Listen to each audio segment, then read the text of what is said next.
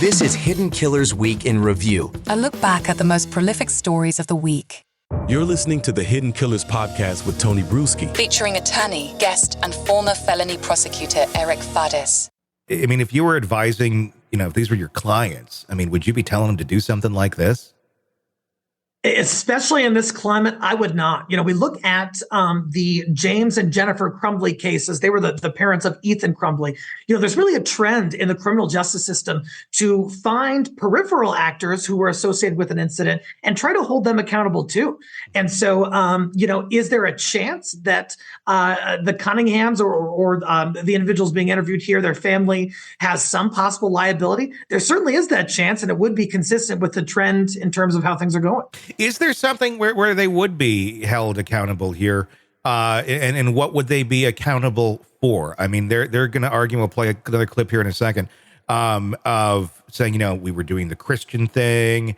How would we have known? And those arguments can easily be, beaten. It's like saying, how would I have known that my son was going to take the gun to school? Well, he been drawing pictures of it and talking about it left and right. That might be a sign. How about this? How would I know that this guy had any sort of problems? I don't know. Maybe the Nazi tattoos all over him. Maybe the Aryan Brotherhood bullshit that he has. That might be a sign he's not the best best person to bring to your camper out back. It seems like there's a lot of things that were missed here that are not reasonable to say that you couldn't have caught this beforehand. Yeah, in terms of the trend of charging peripheral actors in an incident, it's often through like an involuntary homicide type charge. Usually what that means is that they would have to prove the individual was grossly negligent. In some states, it's what they knew or should have known. Mm-hmm. And so I haven't looked at the Texas statute, but many states can have liability for something that the individuals should have known, but didn't. And then that led to some sort of incident. And so I imagine it would be on that legal theory that they could be pursued, if at all. Yeah. Let's take a look at this last clip. It's grandma not taking any responsibility for any of it either. We know there's other families doing exactly the same thing somewhere. And I don't want them to have to go through this. There's other families that are giving in nature. How do they know? I don't want to see this happen again. Not to anyone at all, ever. And you said you feel some of the blame, but the blame isn't solely on this family? No. I don't feel like it is. I felt like I was doing the Christian thing. I felt like I checked a registry that failed me. It didn't just fail me, it failed previous victims. If we don't have the tools necessary, how are we supposed to make decisions? Good decisions. Good ones. I thought I did. Well, you thought wrong. You thought very, very, very, very wrong. And the tools are there to make decisions, or good decisions. There's also Google. You could have Googled the guy. You could have found out a lot just by doing that.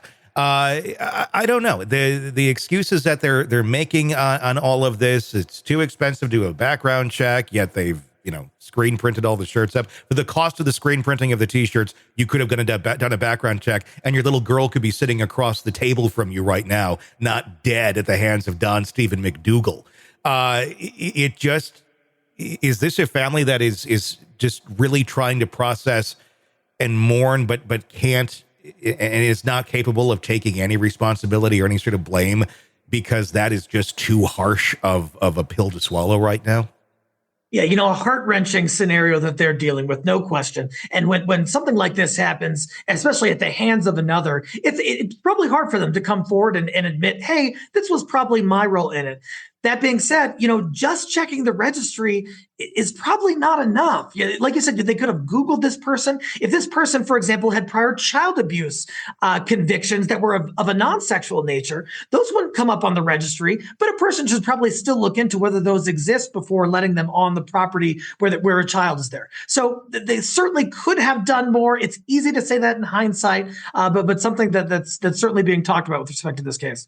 Sick of the ads? We are too. Start listening with no commercials now and get access to all of our episodes in advance of everyone else. Become a True Crime Today Premium Plus subscriber on Apple Podcasts. Search True Crime Today Premium Plus on Apple Podcasts or go to our podcast page and sign up now. True Crime Today Premium Plus. Sign up now.